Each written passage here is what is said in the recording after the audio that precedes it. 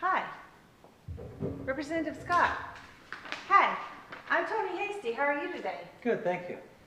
I would like to bend your ear for a few minutes. Do you know about House Resolution 828?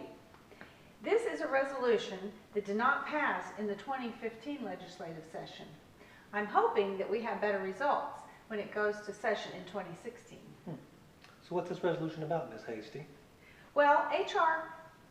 828 proposes a creation of a House study committee to look at the provisions for indigent and charity healthcare services. Do you know Georgia spent over $1.7 billion in 2013 for uncompensated care? Wow, that's a lot of money. That's a lot of money. Do hospitals get any funding for patients that cannot pay? I know there's got to be some reimbursement. Well, you're right, Representative Scott. Georgia hospitals get some money back from Medicaid, and this covers about 84% of the cost of care. But the services for uninsured and indigent patients only covers about 23% of the cost of care. Well, for Georgia, we're a state that chose not to participate in Medicaid expansion. This could keep more people in the uninsured category. So if I hear you correctly, there is some compensation for indigent care to hospitals and providers. So what's the need for this study committee? What is important to find out from the Department of Community Health is what is mandated for healthcare providers and hospitals in order to provide care for all Georgians. It would also be beneficial to see how uncompensated care is financed and what is the impact to the bottom line and what is this impact having on hospitals and other healthcare providers.